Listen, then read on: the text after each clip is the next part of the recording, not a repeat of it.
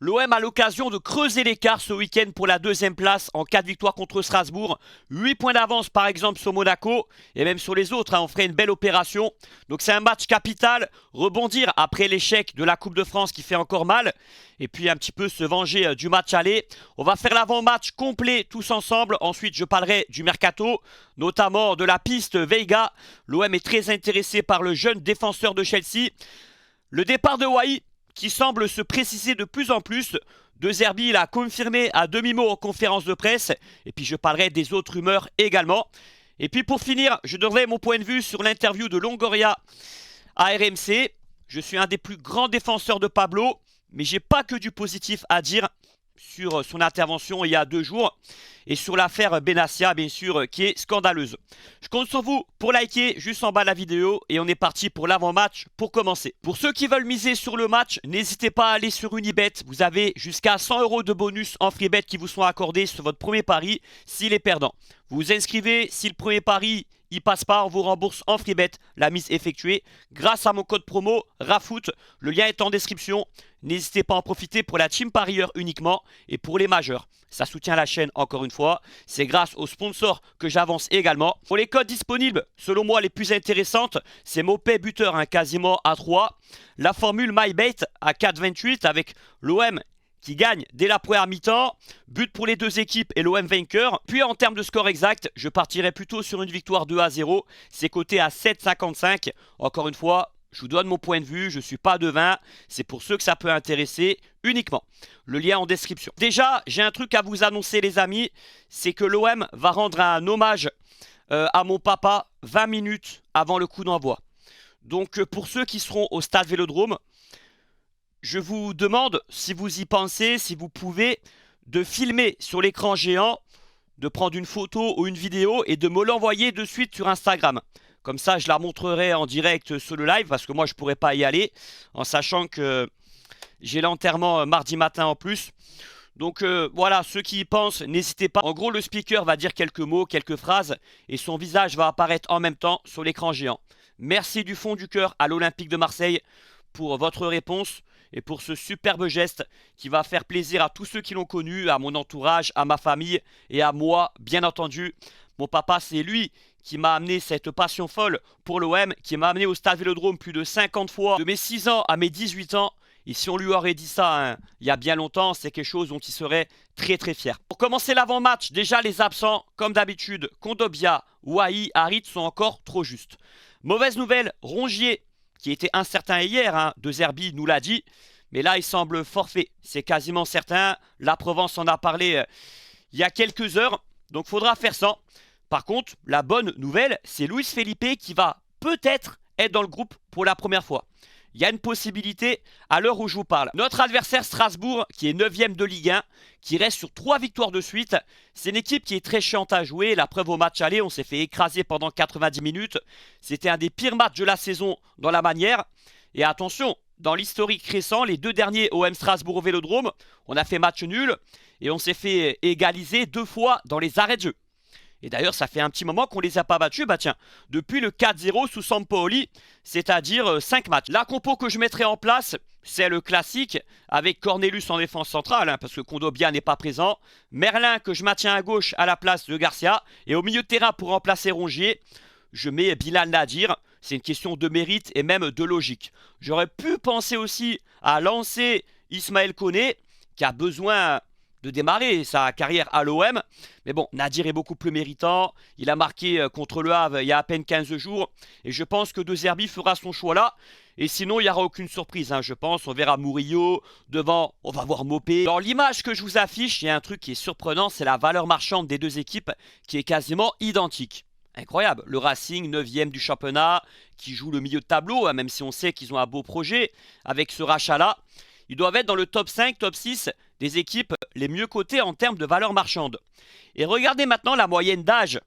21 ans pour Strasbourg dans l'équipe qui devrait démarrer au Vélodrome dimanche. 21 ans.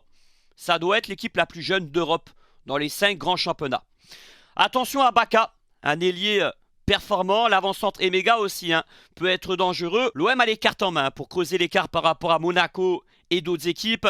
Faut rebondir après ce gros échec en Coupe de France cette semaine, qui restera en travers de la gorge. En fin de saison, on se dira, en Coupe de France, on a été sorti en 16e de finale. Mais ça, j'en reparlerai un petit peu en fin de vidéo.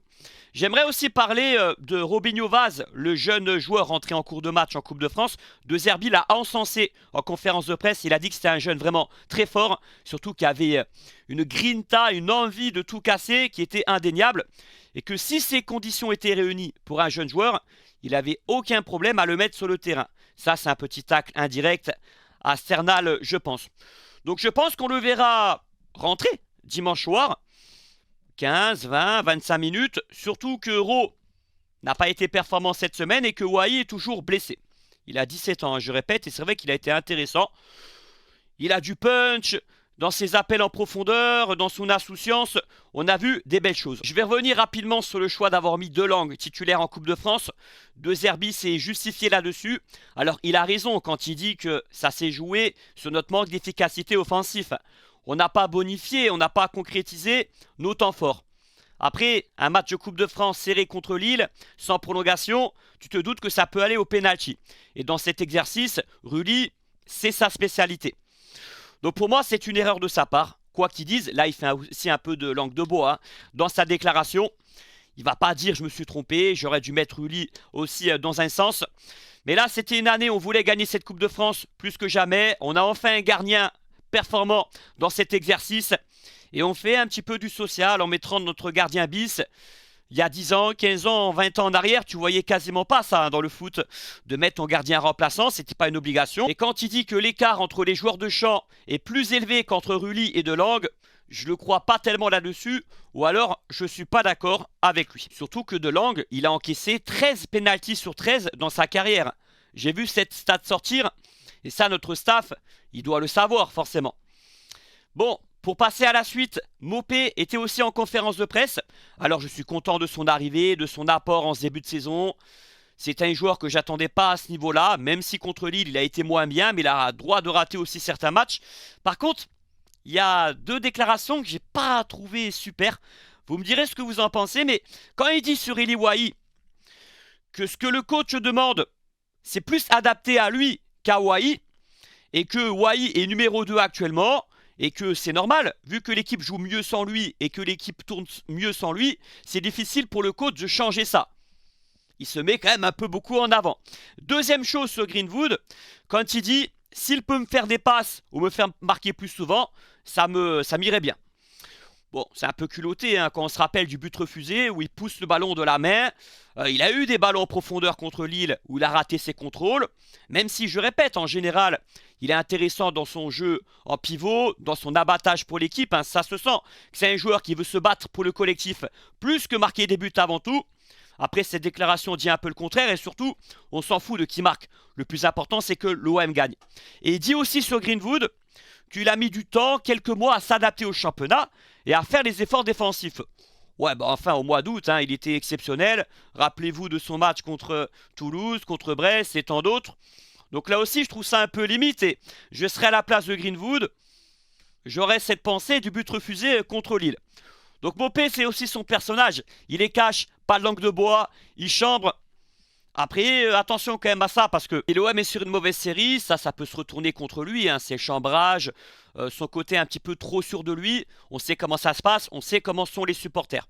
Voilà, c'était une petite remarque, une petite réflexion que je me suis faite pour cette conférence de presse. Après, rien de dramatique, rien d'important, mais attention, sur Wai, sur Greenwood, j'ai trouvé ça un peu moyen. L'actualité mercato le plus important ces jours-ci, c'est la piste Renato Veiga. L'OM est intéressé, jeune défenseur central de 21 ans qui joue à Chelsea. Il a été acheté cet été par les Blues pour 14 millions d'euros. Il a joué 11 matchs cette saison. Mais en fait, c'est le joueur qui veut partir. Parce qu'il n'est pas satisfait de son poste. Il est utilisé comme un piston gauche. Et lui se voit défenseur central axe gauche. Donc la position de Kondogbia ou de Cornelius à l'OM. Il y a Dortmund qui est très intéressé par lui. Après, la volonté des dirigeants de Chelsea, c'est soit de le vendre ou qu'il y ait un prêt avec option d'achat obligatoire. Sinon, c'est pas trop négociable. Sa valeur marchande est estimée à 10 millions d'euros, mais je pense qu'autour de 15-20 patates, ça serait le prix pour Veiga, qui est un grand défenseur d'1 m 90. Il a une certaine polyvalence, il peut même jouer éventuellement milieu récupérateur. Il est costaud, il est bon dans les duels, dans les relances, c'est pas mal non plus. Il a une belle qualité de centre. Après, il n'a pas non plus une grande expérience au plus haut niveau. Et que défensivement, c'est pas encore l'assurance. Après, un joueur comme ça pour l'OM, ça nous permettrait de passer un cap par rapport à ce qu'on dispose actuellement. Kondogbia ou Cornelius, c'est l'avenir, 21 ans. Il a tapé dans l'œil de Chelsea cet été. C'est même pas eux qui veulent le vendre. L'intérêt de l'OM, c'est du concret pour le joueur. Ce n'est pas une simple rumeur. Mais je pense qu'à l'heure actuelle, c'est Dortmund qui est favori par rapport à nous. Faut être lucide là-dessus. Mais bon, j'espère une bonne nouvelle d'ici le 31 janvier. Ensuite, Eli Wahi, vous avez entendu ce qu'a dit De Zerbi hier en conférence de presse. On verra s'il sera au club dans les 2 prochaines semaines. Pour l'instant, il n'y a rien, mais on verra par la suite. Ça change. Juste avant la trêve de Noël, de ce qu'on entendait, Benassia, Longoria et le coach, on compte sur lui jusqu'à la fin de saison, il n'y aura pas de départ. Alors pourquoi ils ont un peu changé leur fusil d'épaule? Parce qu'ils se sont aperçus qu'il y avait des clubs anglais capables de proposer une très très belle somme d'argent sur lui. Arsenal est sur le dossier parce qu'il y a la blessure de Gabriel Jesus, d'après un média anglais. West Ham qui serait prêt à poser 30 millions d'euros pour lui. Donc on ferait une plus-value pour un joueur qui a fait 1 ou 2 bons matchs en 6 mois à l'OM et qui ne correspond pas aux attentes de De Zerbi. Souvent il a piqué De Zerbi dans cette première partie de saison. En conférence de presse, et ça se voit, il joue quasiment plus. Donc évidemment, on ne va pas aller à l'encontre d'une telle vente, même si peut-être qu'à l'avenir, avec l'OM, il y a quelque chose à faire. Mopé, peut-être qu'il va traîner la patte. Wahi, il va enfin lancer sa saison. Après, il y a aussi des signes qui ne trompent pas dans son attitude, dans ses lacunes, dans le jeu de Zerbi. Ça aussi, il faut le prendre en compte. Et c'est un garçon qui me rappelle Louis Ndoula à l'OM. Déjà par la trajectoire. Lui qui était censé remplacer Drogba. Et Wahi qui est censé remplacer Aubameyang. C'est pas une étiquette facile. Et je dis ça parce que physiquement, par rapport à son gabarit, il y a des similitudes avec Louis Ndoula. Il avait explosé en Ligue 1 juste avant, en plus Louis Ndoula, à Lyon. Pareil pour Eli Wahi. Et à l'OM, ça se passe beaucoup moins bien. Après, je sais que Wahi, c'est un joueur qui prend beaucoup plus la profondeur. Louis Ndoula, c'était pas forcément son point fort. Donc à suivre, mais lisez entre les lignes les propos de De Zerbi. C'est rare qu'un entraîneur dise ça d'un joueur qui a été acheté au prix fort cet été, qu'on verra s'il va rester. Ça sent pas bon. Vous n'êtes pas bête, je pense que vous comprenez la même chose. Je vais parler rapidement de Guessant, parce que ces derniers jours, il y a un intérêt de West Ham également. Alors eux, ils sont sur Wahi et Guessant. Et ils seraient prêts à poser 24 millions d'euros sur l'attaquant de Nice, qui a été mauvais d'ailleurs hier contre le LOSC. Il était titulaire, alors il n'était pas forcément à son meilleur poste, mais beaucoup de déchets techniques, C'est ce que j'ai répété dans ma dernière vidéo. Moi, je ne suis pas pour son arrivée à Guessant. Le milieu de terrain marocain Belayan ne signera pas à l'OM. La piste est terminée. Il y avait Di Marzio, le journaliste italien, qui avait dit qu'on avait posé 10 millions d'euros sur lui. Mais on s'est fait devancer dans ce dossier-là. Après, pour moi, c'est pas ça qui va m'empêcher de dormir. Il y a d'autres besoins prioritaires à d'autres postes, notamment celui des pistons, de l'avant-centre et de la défense centrale. Même si c'est un bon joueur, il n'y a rien à dire. Et je comprends sa préférence à lui d'aller ailleurs qu'à l'OM. Parce qu'il y a une triplette, Rongier, Højbjerg et Rabiot qui s'est imposée. Pas évident de lui garantir du temps de jeu à tout prix. Zalewski, vous savez que c'est une des priorités de l'OM. Il y a eu des signaux positifs, des avancées lors de la semaine qui avait commencé. Donc on attend, bien sûr, en espérant avoir un dénouement positif. Et c'est un poste important quand on voit les prestations de Merlin et de Garcia récemment. Et d'ailleurs, j'aimerais un peu parler de Merlin, qui certes contre Lille est à l'origine du but refusé d'ailleurs, qui n'a pas été validé, confirmé, mais il a tellement de mal sur son couloir. Déjà dans les duels défensifs, il se fait bouffer, à faire les allers-retours, il n'a pas assez de coffre, un gabarit un peu trop frêle, et je le trouve assez lent également, il va pas très très vite. Alors ok, il est intelligent, et quand il est positionné souvent à l'intérieur du jeu, on voit des choses intéressantes chez lui. Je me rappelle en préparation, lors des 2 premiers matchs de Ligue 1, Zerbi avait eu la bonne idée de lui demander de jouer dans un double pivot au milieu de terrain, de se réaxer, mais par contre sur son couloir, dans ce nouveau système, ça fait pas trop l'affaire. Peut-être qu'il va progresser à l'avenir, mais à l'heure actuelle, c'est insuffisant pour être titulaire à l'OM. Et peut-être que ça passe par l'arrivée d'un concurrent d'un plus haut niveau que Ulysse Garcia, pour lui faire redoubler les efforts au quotidien à l'entraînement. Ensuite, mercato, les amis, il reste 15 jours. C'est vrai qu'il n'y a qu'une arrivée pour l'instant, Luis Felipe, mais ça va se décanter s'il y a des départs, avant tout. Ça peut être Brassier, Meïté, Lirola, Harit, Mbemba, voire surtout Eliwahi. Et si aucun de ces joueurs ne bouge, financièrement, je ne sais pas si on aura les moyens de faire ce qu'on veut. Luis Felipe, c'est très bien. Veiga, ça serait super. Tout comme Zaleski. Là, on a 3 joueurs qui sont supérieurs à des mecs comme Lirola, Brassier ou alors Quentin Merlin. Tu passes un cap dans ces 3 positions. Il va falloir des ventes encore une fois. Et on l'espère parce que ça permettra de décanter les dossiers Zaleski, voire Veiga ou d'autres. Bon, concernant les jeunes, il y a des départs qui sont actés. Celui de Sternal à Anderlecht, on ne connaît pas le prix. Muguet qui va être prêté avec option d'achat obligatoire. L'OM va récupérer 2 millions d'euros en Grèce. Et il y a Niakossi qui est en partance, c'est quasiment fait. Maintenant, j'aimerais revenir sur notre élimination en Coupe de France et vous afficher ce tableau récapitulatif qui vous montre les éliminations récentes des clubs français. Vous remarquez que Monaco, Lyon, des formations du haut de tableau, se sont fait également sortir plusieurs fois par des clubs de National 1, CFA, CFA 2, tout comme l'OM. Et pourtant, les supporters, les médias, les observateurs du foot, ils ont tendance toujours à nous catégoriser avec Carquefou, Andrézieux, Canet dans cette compétition. Mais j'ai été très surpris, très étonné parce que même moi, je ne le savais pas que Monaco et Lyon et d'autres clubs aient été sortis plusieurs fois par des clubs de division vraiment inférieure. CFA, National 2, National 3, National 1. Et ça, personne ne le relève, ou très peu du moins. Parce que l'OM est plus médiatisé. Alors oui, on a un bilan catastrophique en Coupe de France. On ne l'a pas gagné depuis 89. Mais Monaco, la dernière fois qu'ils l'ont gagné, c'est en 91. Ils ont une disette de 33 ans sans Coupe de France. C'est incroyable. Monaco, c'est 3 trophées au 21e siècle remportés. Seulement 3 trophées. Mais Monaco, c'est pas médiatique. Et d'ailleurs, en ce moment, ils sont sur une mauvaise série. Parce qu'ils payent justement ce manque de pression. Et ça, c'est connu là-bas. Tu as tendance à avoir la belle vie, à te voir trop beau ou à ne pas être assez concerné pendant toute une saison. Tu as des trous d'air. Comme ça arrive souvent depuis 10, 15, 20 ans. Monaco a toujours des trous d'air. Un peu déconnecté à Monaco parce que tu as un cadre de vie incroyable. C'est un peu le paradis, c'est la vie rêvée. Donc de trouver la motivation au quotidien pour les joueurs, c'est pas facile. Sans pression des supporters et même médiatique. Et ça fait partie des points faibles de Monaco, tout ça. Eh oui.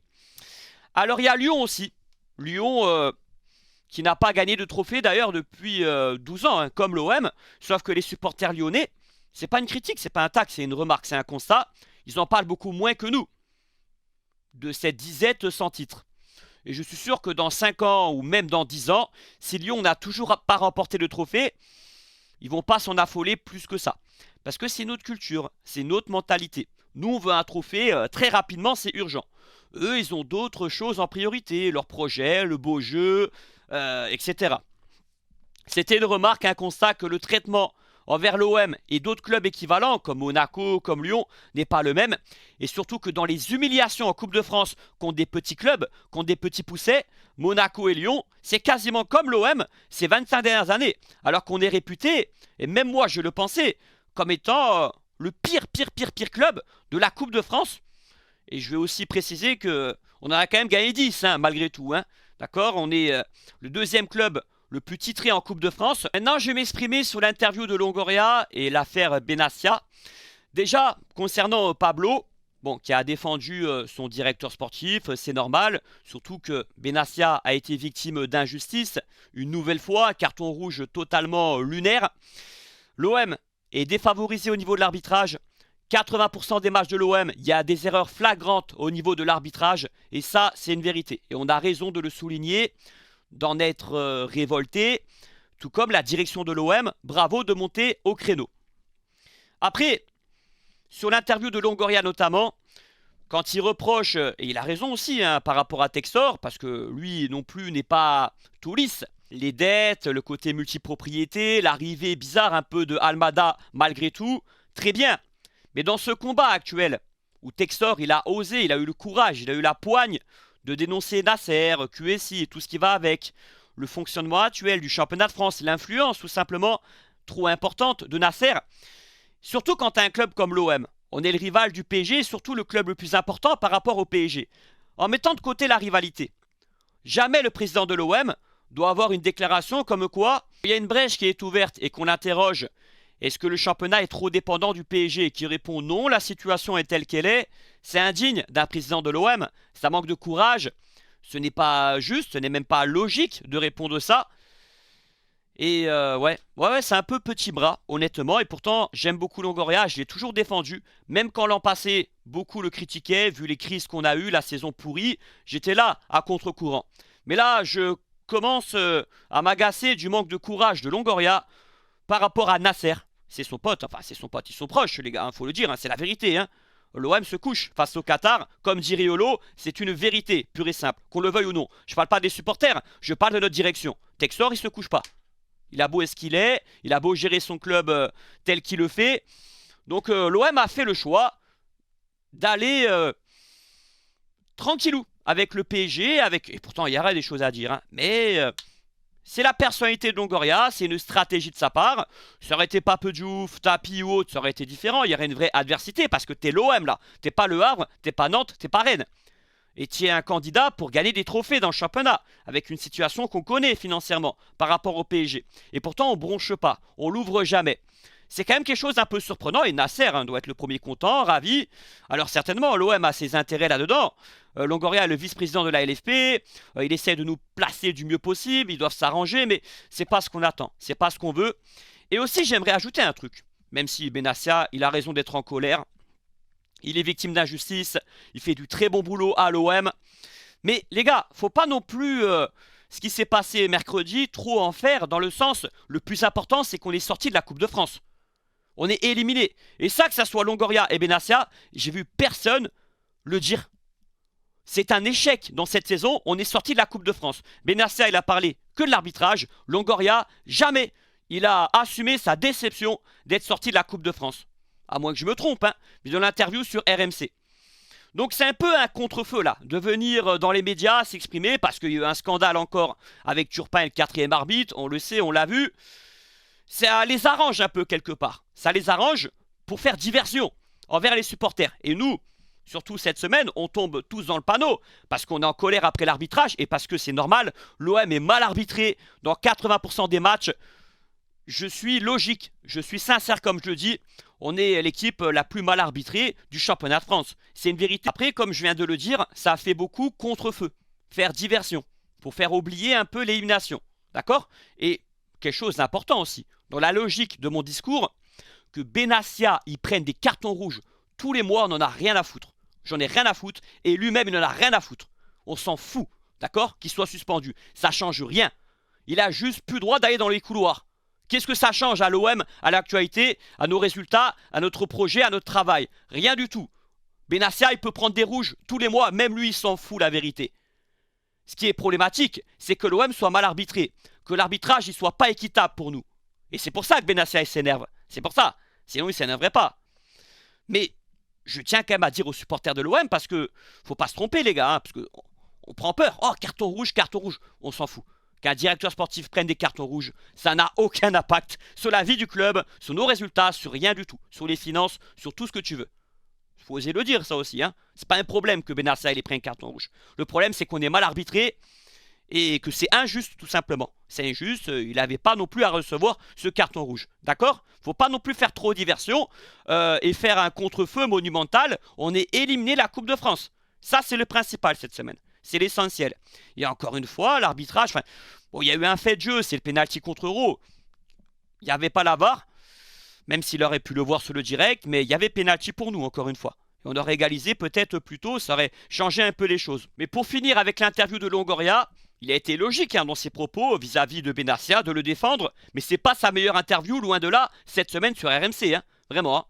Manque de poigne, manque de coronesse, manque de courage envers Nasser et Paris, tout simplement. Et cette histoire de faire contre-feu, de faire diversion à tout prix, sans une fois souligner qu'on est éliminé de la Coupe de France, c'est un échec pour le club, j'ai pas trop aimé Pablo. Et pourtant, je t'aime beaucoup, je suis content de t'avoir comme président. Je l'ai toujours répété, même quand peu te défendait, après, même quand ça va bien, ou qu'on est dans une situation à peu près confortable, je peux aussi dire des choses qui ne me conviennent pas. Et d'ailleurs, son manque de courage par rapport à Nasser. Beaucoup de Marseillais l'ont remarqué sur Twitter et l'ont dit, et j'en fais partie. Et surtout Longoria, c'est facile de taper sur Textor. Il est tout seul dans son coin. On est plusieurs contre lui. C'est un peu du populisme pour montrer aux supporters, tu as vu, malgré tout, je clash un rival lyonnais, mais ça ne fera pas bouger les choses, ça ne fera pas bouger les lignes, contrairement à un discours par rapport à Nasser. C'est Paris qui dicte le championnat de France de par sa puissance financière, son fonctionnement et tout ce qui va avec, son monopole, sa domination tout simplement. Et quand je dis domination, tu vois à quoi je fais référence avant tout. Pour terminer la vidéo, juste 2-3 points sur le match de Coupe de France contre Lille. Déjà, j'aimerais m'exprimer sur Greenwood. Je vais me faire l'avocat du diable, même s'il a raté des grosses occasions. Ça reste un poison permanent. Il se les provoque, ces occasions. À lui tout seul, on ne peut pas le comparer à Vitinha, qui lui souvent avait des ballons offerts sur un plateau. Et ce que Vitinha, c'était une accumulation. On était en colère parce qu'il avait raté 3 matchs précédents. Avec Greenwood, on ne peut pas avoir les mêmes réactions. Vu qu'il nous a sauvés, je ne sais pas combien de fois, on n'en est pas là quand même. Il faut être un petit peu objectif, un peu lucide. Alors que c'est vrai, il n'est pas consistant pendant 90 minutes. Mais encore mercredi, il doit sortir avec une passe décisive. Si Mopé, il ne met pas la main. Jonathan Rowe a été mauvais. Il a perdu beaucoup de ballons. Même l'attitude, j'ai pas aimé. Là aussi, je me fais l'avocat du diable. Parce qu'on a un peu cassé sa dynamique du début de saison. Il a été victime du changement de système tactique. Et même quand il faisait des bons matchs, il n'était pas titulaire les matchs d'après. Donc on lui fait pas de cadeau à Rowe. Et je vois beaucoup trop de critiques à son sujet. D'ailleurs, il s'est excusé sur Instagram. Et je pense que c'est sincère de sa part. Alors après, il doit se réveiller. Il doit se ressaisir parce que depuis le début d'année, ses entrées, elles sont pas bonnes. Je sais bien. Mais l'OM, le staff, n'a pas fait en sorte non plus de l'élever quand il fallait. Après, je ne suis pas à l'entraînement. Je sais qu'apparemment, dans l'attitude, c'est pas toujours ça. Donc, je ne peux pas juger à 100% son cas-là. Mais c'est avant tout un perdant du changement de système de jeu. Et concernant Mopé, qui a été mauvais, là c'est pareil. Il a le droit de rater certains matchs. Il faudra qu'il s'applique davantage demain soir, notamment dans ses contrôles de balles, d'avoir beaucoup moins de déchets. Mais bon, là c'est pareil. Je ne vais pas m'alarmer plus que ça. Et pareil sur l'élimination. On voit très bien que l'OM est monté d'un cran. Depuis 1 mois, 2, 3 mois, on est beaucoup plus fort qu'avant malgré tout. Donc il ne faut pas céder à la panique. On n'a tout simplement pas su bonifier et profiter de nos temps forts en première mi-temps. C'est frustrant, on ne va pas gagner la Coupe de France une nouvelle fois. Mais vous savez, vaut mieux sortir maintenant qu'en quart de finale ou demi-finale. Il n'y a pas de beau parcours en Coupe de France. Elle est belle pour un club comme l'OM, j'y bien. Si tu es Valenciennes, Nancy ou autre, c'est différent. Mais pour un club comme le nôtre, la Coupe de France est belle que si tu la gagnes. Même si tu perds en finale, c'est un échec malgré tout. Surtout avec tout ce qu'on a connu récemment lors des finales perdues. Donc là, bien sûr, c'est pas non plus une super nouvelle de ce côté-là parce qu'il y aura peu de turnover, il y aura des joueurs qui vont peu pouvoir se mettre en évidence. Il n'y aura que 35 matchs cette saison, tout compte fait. Mais bon, c'est ainsi. À nous de conforter cette deuxième place. Et là, c'est vrai que avec l'avance qu'on a au classement, même si elle n'est pas définitive, il y a une petite avance. Le fait de jouer que la Ligue 1, on doit être deuxième et surtout le fait qu'on a progressé dans le jeu, on a un vrai collectif, on n'a pas une équipe inférieure par rapport à beaucoup de concurrents. Ça c'est pareil, on a beaucoup changé d'avis là-dessus. Est-ce qu'on est meilleur que Monaco, que Lens, que Lille? Si vous regardez les analyses il y a 2-3 mois, c'était différent. Bon bref, je m'arrête là les amis, merci à vous pour votre écoute. N'hésitez pas encore une fois, ceux qui veulent aller sur Unibet pour parier sur le match de demain soir. Vous avez 100 € de bonus offerts en freebet au maximum qui vous sont accordés sur votre premier pari. Cliquez sur le lien en description pour les majeurs uniquement. Et merci à ceux qui le font. Ça soutient la chaîne. Je serai aux commentaires demain soir pour le match. Autour de 20 h environ. Je compte sur vous pour être présent, pour passer. Et n'hésitez pas à mettre un petit pouce en bas de la vidéo pour le soutien. Forza l'OM et à bientôt.